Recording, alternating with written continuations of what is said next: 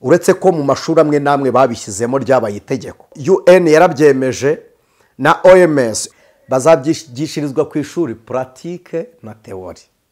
Cyashyizwe mu burezi, biri kwigishwa. Ijwi ry'umukanguzi. Yesu ashimwe, inshuti z'umusaraba, ndabasuhuje mugira amahoro ya Kristo Yesu. Iyi ni channel yitwa Ijwi ry'umukanguzi TV. Ngewe ndi Aniseti Niyomugabo hamwe na Chris cyangwa se Christian Zeyimana uri kudukamera. Imana ibaha umugisha. Twongeye gushimira Imana ko wongeye gufungura cyangwa se guhitamo kubana natwe ku Ijwi ry'umukanguzi TV. Tudatinze tuje gukora ikiganiro cya kabiri ku bamarayika. Twari turimo tuganira umwifato n'imyuka y'ubutinganyi n'inkomoko yabyo. Reka twongere dusengane Imana, hanyuma nitumara gusenga tuganire. Imana yabera, Imana umukiranutsi, Imana itazabarana bizera n'abakiranirwa, turagushimiye. Iyo uhamagaye abakubaha barakumva, kandi iyo ugenza imitima y'abakwizerera kwakira. Rero uyu mwanya tukinguye imitima yacu ngo ubuturo bwacu, imitekerereze yose ituruka kuri Sekibi Satani tuyisibishije imbaraga z'ukuboko kwiza kw'Imana. Ni kubw'ubuntu bwa Kristo dusenze twizeye none n'iteka ryose. Amen. Imana ibaha umugisha. Dusoma cyangwa tuganira ikiganiro cya mbere, twaganiriye twifashishije igitabo cy'Itangiriro, igice cya 6 tuva ku murongo waho wa mbere. Havuga iby'abamarayika baje mu isi. Ntabwo muzasanga Bibiliya ivuga marayika, ivuga abana b'abantu, ariko kandi ikagaruka mu rwandiko rwanditswe na Petero, urwandiko rwa 2 rwanditswe na Petero, igahita ivuga ko aba bamarayika bahanwe. Rero ntibari guhanwa batakoze ikibi, ntibari guhanwa batakoze icyaha, ko Bibiliya ivuga ko bateye inda abana b'abantu.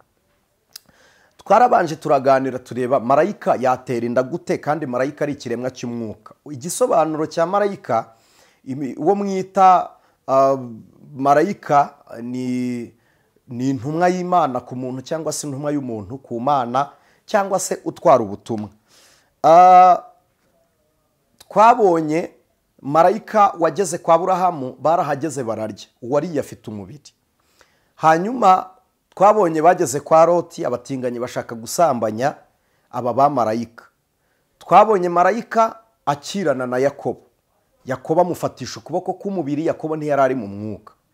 Kandi na Yohana ari ku kirwa Ipatimu, marayika yamusanze ari mu mwuka, ariko ntibaganiriye mu mwuka. Byabaye ngombwa ko marayika agaruka, Prito Yohana agaruka mu mubiri, aganira na marayika, barebana face to face. Rero niba marayika yarya, yabyara. Twafashe urugero kugira ngo tubyumve, tutaza kuba confused. Twafashe urugero kugira ngo tubyumve. Nkuko wemera ko Yesu ari Imana 100% yari yambaye umubiri, niko na marayika ari umwuka 100% wakwambara umubiri. Niba Kristo 100% yari Imana akambara umubiri, akabyarwa n'umubiri, ni igisobanuro cyiza cyumvikana ko na marayika wambaye umubiri, mu buryo umwuka wa marayika wambaye umubiri 100% yahura n'umukobwa wambaye umubiri nawe 100% bakabyarana. Nubwo buryo babyaranye, babyara intwari za kera zabaye ibirangirire. Bwa mbere batukaga Imana, bakarwanya ubwoko bw'Imana, bararaguje, baraterekera, baranabandwa. Eske kubera iki iyi myuka yabyawe n'aba bamarayika yaterekereye, ikaraguza, ikanabandwa? Mu yandi magambo, niyo myuka yakoreye mu batumvira Imana, aribo bantu barwanyaga ubwoko bw'Imana. Bibiliya yita abakarudaya. Imana yamagara Aburahamu yari imukuye muri Uri y'abakarudaya. Ni isoko, ni karitsiye nyine, ni nkuko wavuga karitsiye imwe n'imwe mu gihugu runaka. Iramuhamagara utiva mu gihugu cyaso. Kubera iki? Nuko Imana iri gushaka umuntu wagiye kure y'iyi myuka, hanyuma ariko akayubaha, ufite inkomoko kuriye, kuko Aburahamu nubwo abyarwa na Tera, ariko Tera nawe aturuka mu gisekuru cyo kwa Nowa. Hari abantu bajya bakomanta bakavuga ngo Aburahamu yacuruzaga ibigirwamana, nibyo bya Setera, ariko kandi bakavuga ngo umunsi imana ivugana nawe ngo ibigirwamana byagwiriranyeho bivunitse, iyo komantere sinyizi. Icyakora icyo nzi ni iki: Aburahamu yabajije se, aramubwira ngo mu mana ducuruza harimo imana ntari kubona, iyo yo ko ariyo mana y'imbaraga uwayizana nayo tukayiha abantu. Tera aramubwira ngo ntifatwa n'amaboko. Imana ishimwe, ni imana rurema, kuko ni nako yabwiye Aburahamu. Aburahamu nawe yabwiye Tera, aramubwira ngo imana ya sogokuruza Nowa, imana yabahaye umwifato, imana yamubwiye kurema inkuge, imana yabarinze umwuzure, iyo mana twayikurahe ngo tuyigurishe mu bantu nayo ibagirire umumaro. Tera aramubwira ngo ntifatwa n'amaboko y'abantu. Iki kintu kiranezeza. Aburahamu aravuga ngo iyo idafatwa n'amaboko y'abantu, ahubwo ikabayobora, niyo mana y'ukuri nkwiriye kuyoboka. Yikura mu bigirwamana by'iwabo, ntiyongera gusenga ibigirwamana by'iwabo, ntiyongera kubyizera, nubwo yabaye kandi agakomeza kuba umucuruzi wabyo, ariko ntiyabiyoboka. Aravuga ngo imana nizera ni imana ntafata ngo nyigurishe, ariko yo yambona ikanshyiriraho ubuzima. Yumva ko imurusha imbaraga, acyumva ko imana imurusha imbaraga. Iraza ifungura ubwenge bwe, imaze gufungura ubwenge bwe ivugana nawe, iramubwira ngo nduwiteka imana yawe, nzaguhindura umugisha, nzaguha umugisha, nzogeza izina ryawe, nzagwiza urubyaro rwawe. Imana ishimwe. Kubera iki mubwiye ngo nzagwiza urubyaro rwawe kandi hari urundi rubyaro? Ni uko urwo rubyaro rundi rufite inkomoko mu mugayo ku mana. Ndumva munyumvisha. Rero nari mbabwiye ngo kubera iki aba bana baraguzaga. Birumvikana niba marayika ateye inda akabyara umwana aravuka ari umwana w'umubiri, ariko nakenera uyu mwana w'umubiri nakenera kuganira na se, ntabwo ari bubone se muri bwa buryo se yabonyemo nyina. Oya, ahubwo birasaba ko umubiri ujya gusabana n'imyuka ukoresheje rezo y'umwuka kugira ngo uganire na se. Mu yandi magambo ni nka telefone izi twita mobile. Ninkenera kuguhamagara ndakenera nimero yawe. Nimero y'uyu se w'umwana ni amaraso y'uyu mwana, isano niyo nimero. Ariko kugira ngo bavugane barasaba umwuka, kuko na se ari mu mwuka. Ni umubiri ugiye kuganira n'umwuka. Rero ntibari buvugane mu mubiri, baravugana umwuka avugana n'umubiri, n'umubiri avugana n'umwuka. Ntibiri bube mu nzira y'Imana, kuko uru rubyaro ntirwabyawe n'Imana. Nababwiye marayika wari ubiyoboye yafunganwe n'abandi bamarayika batatu, baba bane basanga Satani kuzimu batanu. Sindevelopa ubundi buryo, kandi sabo batanu gusa, hari abandi Satani yamanukanye nabo, ko yamanukanye kimwe cya gatatu cy'abamarayika afunganwa n'abandi batware ariyo twita abadayimoni. Na Satani ubwe hasigara abamarayika bayoborwaga n'uwitwa Zazeri. Uyu Zazeri niwe wafungiye Gehenomu, wasambanyije kanayobora basambanyije, kuko basambanyije bose barafunzwe, ariko abandi bamarayika barebereye ntibafunzwe, baraciwe. Bamaze gucibwa bahinduka imyuka izerera mu kirere, bataha mu ijuru. Mwasomye muri Bibiliya Imana yahuriyemo na Satani mu gitabo cya Yobu. Iri juru batahamo ni ijuru ry'imyuka mibi, niho havuye imyuka mibi itera Ahabu, niho hava imyuka mibi ikorera mu batumvira Imana. Gice kimwe Bibiliya iravuga ngo ni imyuka mibi y'ahantu ho mu ijuru. Hari ijuru Lucifer Lucifer yarayoboyemo kuyobora no gukuramya Imana, yayoboyemo yego aramya agahimbaza Imana. Yari afite ubutware, ubu butware Satani yari afite bwahawe Enoke. Niwe wanditse iby'imibereho n'imikorere y'abamarayika bera n'abanduye, kuko niwe wabanye n'Imana. Imana imubwira umwifato w'aba bamarayika n'ibindi. Undi muntu waganiriye n'Imana ikamubwira umwifato w'aba bamarayika, ariko wanditse igitabo agashyiramo ubuhamya n'ikinozwe ni Mose ku musozi wa Sinayi. Imana yamubwiye amateka y'uko yagendanye na Enoke, imubwira n'amateka y'imirimo aba bamarayika bakoze. Niyo mpamvu yanditse mu gitabo cy'Itangiriro ariko 30% kiliziya ikuramo ibyo bintu by'umwuka n'umubiri n'ihuriro ry'imyuka n'imibiri, ibikura muri icyo gitabo. Ni nacyo cyatumye Bibiliya, igitabo cyanditswe na Enoke, kitajya muri Bibiliya. Rero nihute, aba bana kugira ngo basabane na base birasaba ko baraguza mu buryo bwa Satani, kuko Satani niwe wenyine uri bubahe ya nzira y'umwuka yo kugira ngo bavugane na base, kuko afungiraniye ikuzimu, kandi babana ntibari bujye ikuzimu, ahubwo baraba bambasaderi b'imyuka y'ikuzimu. Niba babambasaderi b'imyuka y'ikuzimu barahabwa produit bacuruza. Izo ni impano za Satani: ubupfumu, kubandwa, kuraguza n'ibindi. Abo bana nibo bazisharinga mu isi. Izi impano za Satani zifite ibikorwa ziheraho kugira ngo zinjire mu muntu iyo ugiye kuraguza. Nimusoma Bibiliya igitabo cyo kubara, umugabo witwa Baramu na Baraki bajya kuvuma, Baramu yaravuze ngo simbabonye mw'ubugoryi. Icyo ni ikintu cya mbere gituma umuntu atavumwa. Kabiri, ntibaraguje. Iyo umuntu araguje aba asize nimero yiwe, uba usize aderesi yawe ku mupfumu. Iyo bagiye kukuroga banyura muri ya aderesi wasizeyo. Iyo umuryango wawe witanze ugasiga y'isano, biroroshye ko umuntu ujya kukuroga asanga hariyo igicumbi cy'iwanyu, hariyo nimero de telefone akurogeraho, akuboneraho, akoreraho communication nawe. Rero iyo basanze nta kuraguza, nta bupfumu, barakuroga bikanga iyo uri muri mudi yo kuramya no guhimbaza Imana. Rero ngo Abisirayeli ntibaraguzaga, bituma batababona. Uzi ikindi cyatumye bababona, kugira ngo babakubite, babaroge, babavume, imivumi bafate.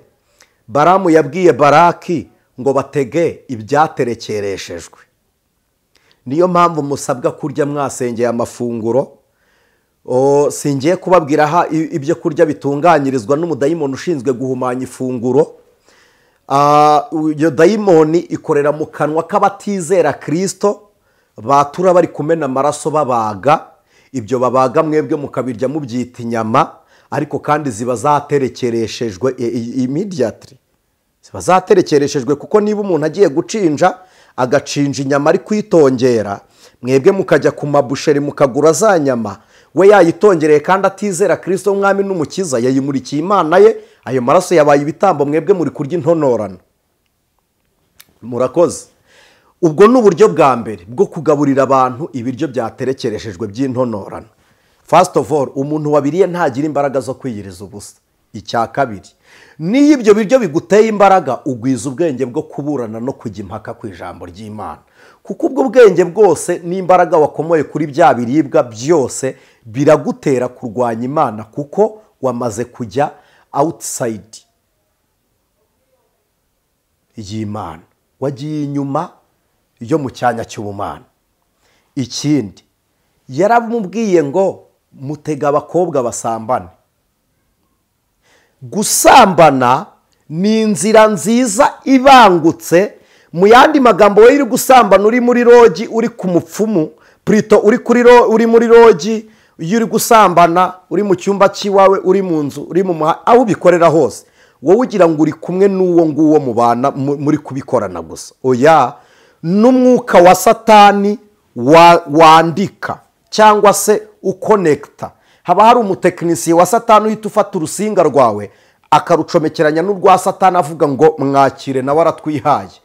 Iyo bagiye rero kukuroga cyangwa iyo bagiye kugufata, banyura muri iyo minyururu yose, muri izo singa, muri izo nzira, izo weri bazinyuramo, bakakugeraho, bagakora ibyo bashaka. Muzasome. Icyaha gituma Satani akubona, kigatuma Imana iguca. Abisirayeli bari mu ihema barasambanye kugeza ubwo Feniyasi afata umunyamahanga amukuye mu isoko ry'Ishitimu, agiye kumusambanya. Imana igambirira mu gigani, inzara n'ibindi kubirimbuza Abisirayeli. Prito ntabwo ari Feniyasi, sori mumbabarire, n'undi Mwisirayeli wamuzanye. Feniyasi afata icumu ajya gutera wa mugabo, ari muteye ahinguranya na wa Mwisirayeli na wa munyamahanga. Abahinguranyije, Imana iravuga ngo umujinya wanjye urarangiye, kuko mbonye umuntu ukoze icyo nanjye nari kugira gute, nari gukora. Kuko yishe umunyabyaha, apfanye n'icyaha cye, kandi apfira imbere y'Abisirayeli, baratinya gupfa gutyo. Ibyo ni ibyaha iyi myuka igenda isapurayinga, ni produit ituruka muri iyi myuka: kuraguza, guterekera, kubandwa, gukorana n'imyuka, kuko umuntu waraguje akanaroga, hari ibintu mujya mwibaza ngo umuntu waroze yunguka iki. Kirahari kuko iyo akuroze aba akugize, niba navuga ngo iyo umuntu ari kukuroga aba ameze nk'uri kukwimura akagukorera transfer. Yego, agukorera transfer mu kirere cy'abadayimoni. Iyo akugize umusazi akugize indiri y'abadayimoni mwiza, baricara muri wowe kuko abadayimoni bari mu basazi hari igihe babavamo bagatera abandi bantu. Niyo myuka isaza abantu icumbika mu muntu w'umubiri ikagenda ikwira no mu bandi. Ikimenyimenyi muzasanga hari igihe biba karande. Hari igihe umuntu asara mu muryango w'iwabo harimo umuntu uterekera, wa muntu wasaza ari igicumbi cya bya bintu rimwe na rimwe. Ibyo byose ndi kugenda mbabwira ni ukugira ngo tugere kuri iyi myuka itera ubutinganyi. Bibiliya ntabwo yemera ko abatinganyi bazajya mu ijuru, ntaryo muzabona, ntimuzarirunguruka. Ikintu cyo nzi mpamya muzabona ni kimwe, muzabona itorero rigiye, muzasigara muvuga ngo ryari rihari, ariko nta bwami bw'Imana. Ikintu gitangaje, iyi myuka iri kumwe na Satani. Satani yararamyaga, atanga n'impano zo kuramya ku bantu badakebwa. Kuri iyo myuka arayitanga. Niyo mpamvu hari abantu bajya kuraguza bakagura uburirimbyi, bakagura ubuhanzi. Hari abantu bajya kuraguza bakagura impano z'ibitangaza, kuko na Satani nawe arabikora. Hari abantu bajya kuraguza bakagura kuba ibirangirire, nawe ni ikirangirire. Yitwa rusofero, bisobanuye urumuri rwo mu gitondo cyangwa rwo mu museso cyangwa se inyenyeri yo mu ruturuturu. Ari kumwe na Zazeri. Zazeri yari marayika wari uyoboye abamarayika bari bafite impano zidasanzwe.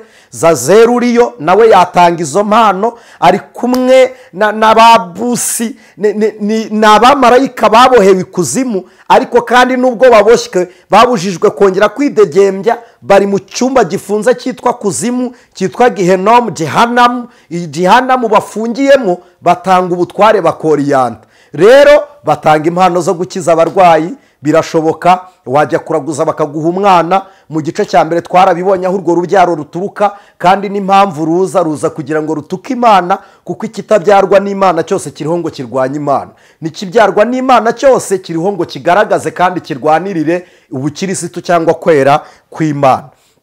Niyo mpamvu mubona ubutumwa bubabwira ngo nimwikorere ibyaha buturuka kuri Satani, kuko nawe azi imirimo yera yabaye ahera. Ni uwaguye wahoze akiranuka, niwe wayobeje Adamu na Eva.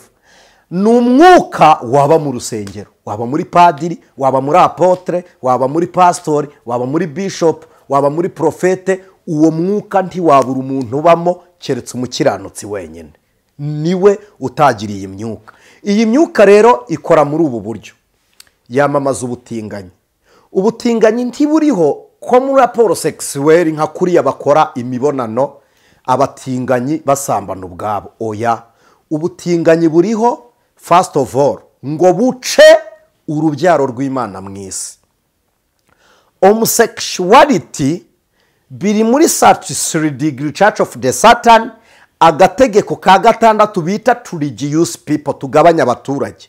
First of all, kubagabanya harimo kubateza intambara bakicwa bagapfa. Kabiri, kubagabanya harimo kutabemerera kubyara. Ntabwo ibyo mbigarukaho.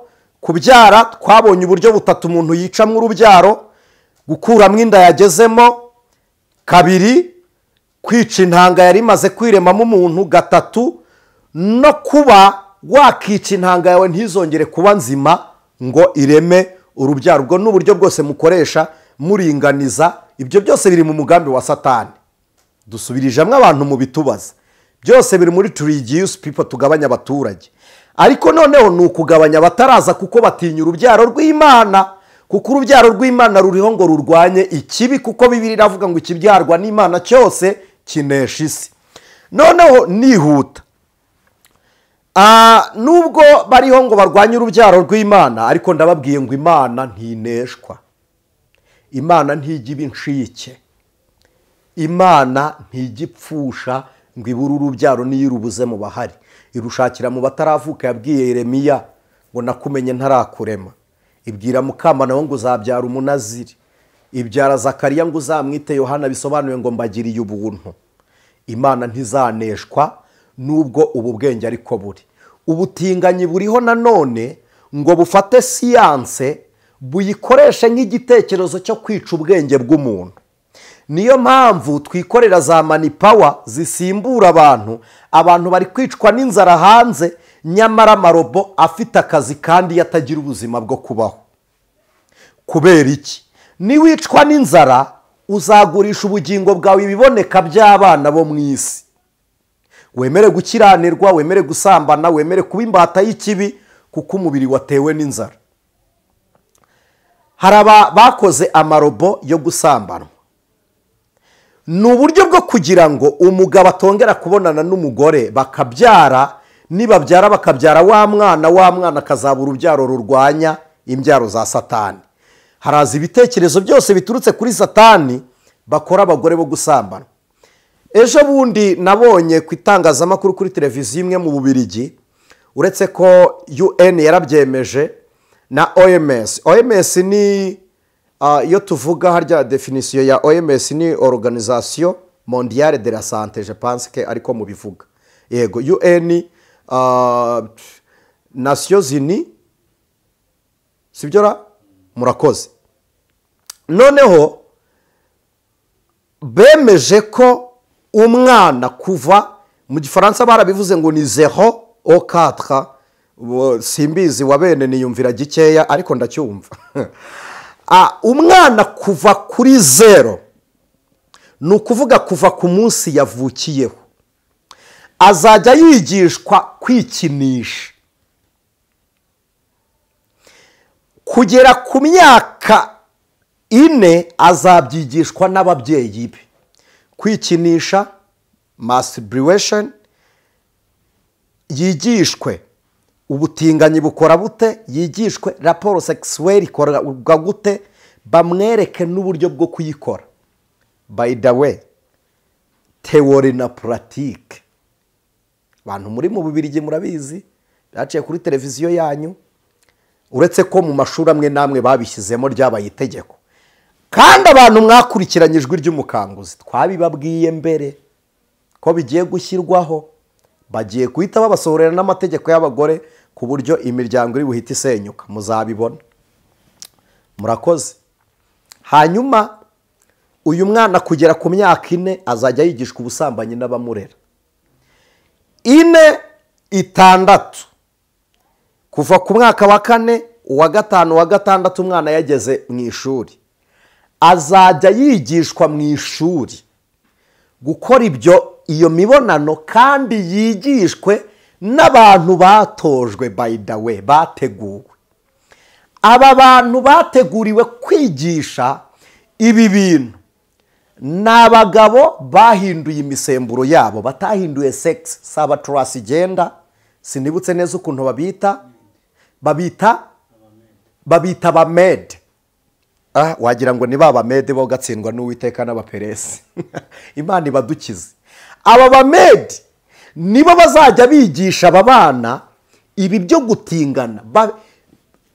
Mwibuke ko bahinduwe, barihinduye, ntibanezezwa n'icyo bari cyo. Nababwiye aba bantu batishimira icyo bari cyo babyarwa mu buhe buryo.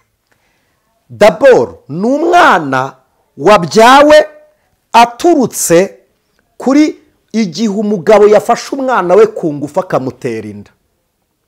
Rimwe na rimwe uyu mwana hari igihe ababara, akanga isi Satani akamuha ibitekerezo byo mu isi. Ariko ndakubwiye ngo niba ariko wavutse akaba ariko byagenze, ndakwiginze mpamagara ngo usengere.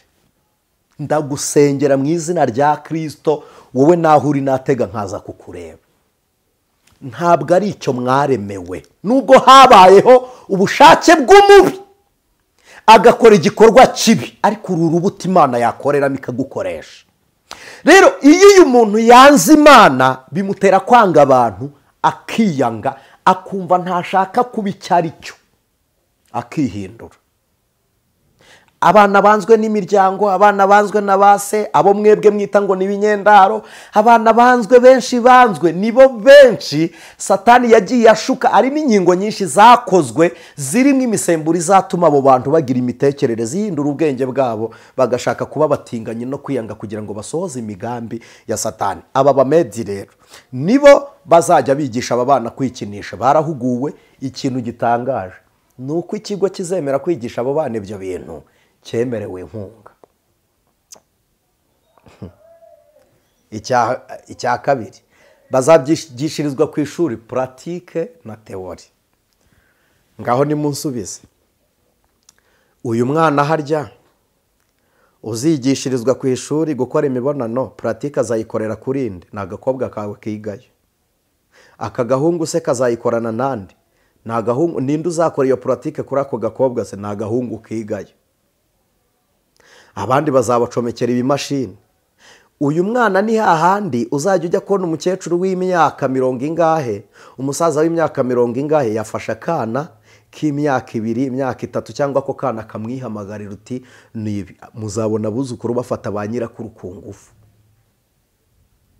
Byashyizwe mu burezi, biri kwigishwa kuva ku myaka 6 kugera kuri 7. Basobanura ko umwaka wa 9 uyu mwana azaba azi kwirebera muri application, muri telefone, azi kwikinisha noneho online, azi gusambana agasambanira online, azi kubikorera live. Umwana wabyigiye ku ishuri akamburira ubusa ku ishuri, uzongera kumubwira ngo ambara? Reka mbaza abanyarwanda, harya ubwo umuco uzaba ukiriho? Ibi byose niba rwa rubyaro rwa ya myuka twabonye rwa ya bamarayika, byose biri kujyaho kugira ngo bitwikire ikirere cy'umwuka w'Imana. Nabibabwiye, ahantu hari ubutinganyi impano z'umwuka zirazima. Impano z'umwuka zirazima ku bantu batamaramaza gusenga. Umuntu wariye ibiryo byaterekereshejwe ntiyiyiriza ubusa, kandi impano z'Imana ntizikora mu muntu utiyiriza ubusa. Niba unazifite uzikoresha utiyiriza ubusa, menya ko utangiye gukora ibirirojikoma, iby'umwuka ntibigihari. Impano zisaba kwiyiriza ubusa, ugahabwa izindi mbaraga. Nta muntu watema adatyaza. Ongera ushaka ubugi, shaka ubugi, wongera utyare. Iyi myuka y'abatinganyi iri mu isi kugira ngo izimye umwuka w'Imana. Hanyuma nababwiye ngo ihereze siyansi uburyo bwo gufarumata ubumenyi bw'umwana w'umuntu.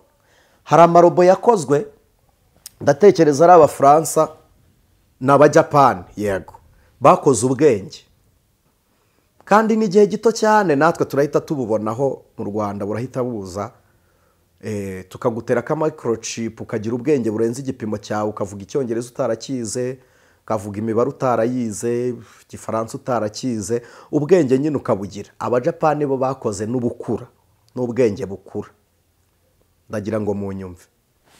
N'abana ba Sofia nubwo ntabemera, bo bavuga bakaganira bagakora ibintu bitewe n'ibiri registre muri bo. Mu yandi magambo bafite urugero rungana n'urw'uwabakoze yabahaye.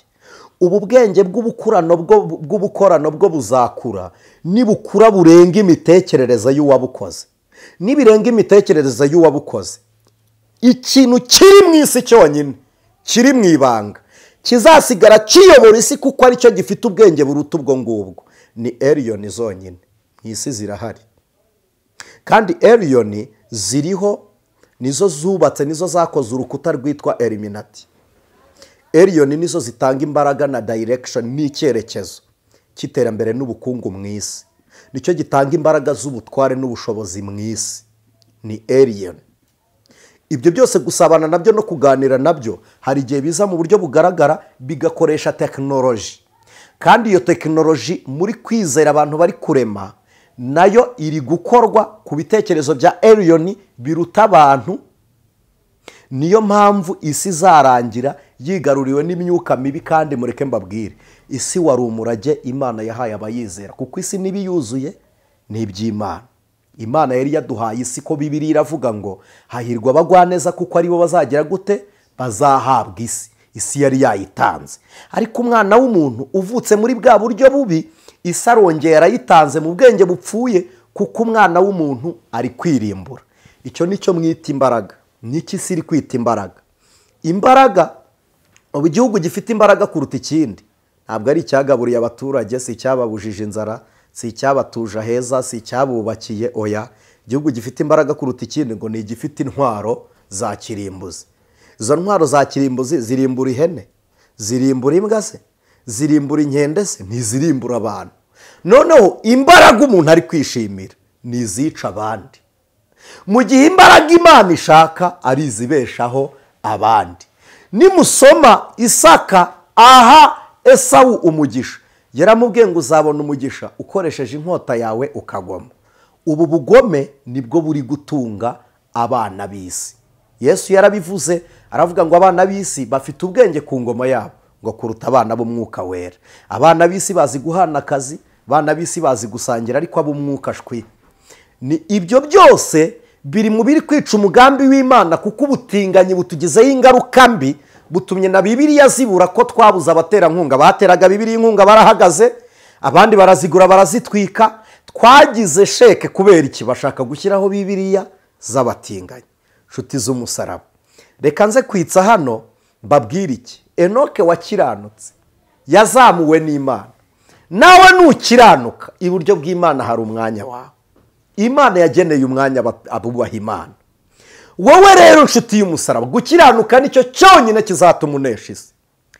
Iyo impano z'umwuka zikiri gukora, isi ikaba ishaka kwihuta, ibuza abana b'umwuka gusenga. Iyo ubujije abana b'umwuka gusenga, kuko twamenyereye gusenga duhuriye mu rusengero, dupfiraho buri muntu atuye. Iga gusenga utagiye mu rusengero nibwo uzaba muzima. Wige gusenga uri no mu rusengero, kandi wige gusenga udasengewe. Hambere aha mwarabanje mupfira kuri social media, mubanza gusengerwa n'abantu bifitiye impano baraguza, babanza kubambura no kubiba, babanza kuba abanyazi n'abajura kugira ngo bangishe abantu bo kuri social media ijambo ry'Imana.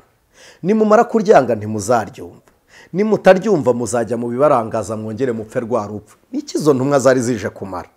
Ariko wibona abantu bose kimwe. Niwanga social media, kunda Bibiliya basi uyisome. Niwanga urusengero, basi kunda bera. Niwanga bera, kunda Kristo basi. Wiburiramo kimwe, aho guhunga Imana hungira ku Mana. Dore isi yaratewe, abera turarwanyijwe. Rero aba batinganyi bafite ibirango byinshi tuzagarukaho.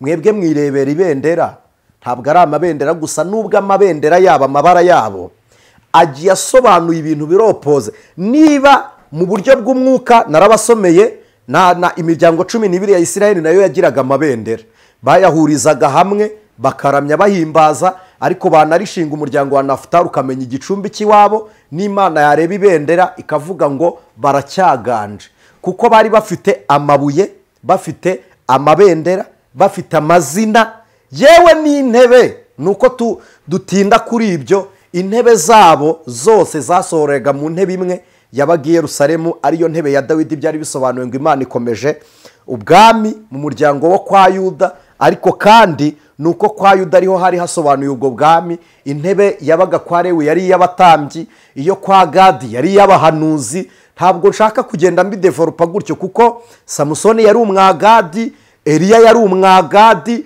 Hari intebe, hakaba n'intebe rega y'abanyabutware bundi, abarwanyi, intebe y'intambara, intsinzi n'ibindi. Iryo bendera rero iyo barifataga byabaga bivuze ngo ni intsinzi cyangwa umuryango wacu uranesheje, bakabifata mu buryo runaka. Abatinganyi nabo bafashe ibendera, mu gihe twebwe abakristo ntaryo tugira. Ariko mwibuke ko abakatolike iyo kuri mashami hagize hari amabendera mufata n'amashami yayo. Kuki tutarababureyiminga ubundi ko ari byo navuze? Abantu mukantera amabuye. Ariko ibyo byose mubitekereza. Anglican Church aya mabendera muzi minizi wati ko hari n'isengero nyinshi nanga kuvuga amazina agiye afite ayo mabendera mu kiliziya. Ayo mabendera agiye amanitse. Hari insengero nyinshi zifite aya mabendera mu birahure bigize amadirishya y'izi nsengero. Hari n'abambara iyo myenda. Ngiye narababajije muzambariza abashefu guide ari amabara yasobanura iki. Ibyo byose murabizi, abasaveri n'abaskauti murabizi. Rero hari n'ibendera ry'ubutsinzi. Muzasoma igitabo cy'indirimbo ya Salomo ngo nguwaraje n'ibendera rye. rero hari ibendera risobanura urukundo, hari risobanura ubutware, hari risobanura uburumbuke, bazunguzaga kuri Pentekote n'umwero w'imyaka. Ibyo byose barabikoze. Hari inanga babura, amakondera, amashako n'ibiki bakoreshaga baramya Imana twebwe tudakoresha uyu munsi. Ibyo byose tubizanye byaba inzaduka kuko misiyoloji ntiyabibabwiye. Ariko mwe kurangarira amabendera, ndabinginze murebe ko ubugingo bwanyu ari buzima, sibyo? Kuko uri gusakuza ku ibendera ariko nyiraryo ari fiyeri, nyiraryo ari purawudi yabyo. Ni ukuri pe, uri gusakuza uvuga abatinganyi, bene byo bari purawudi yabyo. Wowe reba ko nawe uri purawudi y'icyo uri cyo. Nsoza rero, mu gice cya mbere nashoje ngiye kubabwira ibya Petero wahindutse marayika. Cyari igisobanuro cy'uko buri muntu ajya aba marayika, kugira ngo mutaba confused ku bw'iyi nkuru ya Enoch. Enoch ni marayika ubu uyu munsi yitwa Metatron, ni marayika ukomeye uri mu bwami bw'ijoro. Haleluya! Kandi Bibiliya ivuga iki? Iravuga ngo natwe turi abami n'abatambyi n'abatware ndetse n'inkingi zo mu rusengero rw'Imana. Ntabwo turi abantu bari nothing hovyo. Oya, turi abami n'abatware, turi abatambyi, turi ibisonga byeguriwe kumenya ubwiru bw'Imana. Imana ishimwe. Uko Imana yagize Enoch igisonga, niko n'abizera turi ibisonga. Reka nsome soza. Ikirere kiraduhindutse, kigize imvura nyinshi, ariko ni umugisha. Reka nsome soza. Byakozwe n'intumwa, igice cyaho cya 12. Byakozwe n'intumwa igice cya 12. Haravuze ngo Petero akomanga ku rugi rw'irembo, umuja witwaga Rode ajya kubyumva, amenya ijwi rya Petero ibineza neza bimubuza gukingura. Nuko ari yirukanka asubira mu nzu, ababwira yuko Petero ahagaze ku irembo. 15 baramusubiza bati urasaze. Ariko akomeza guhamya ko ari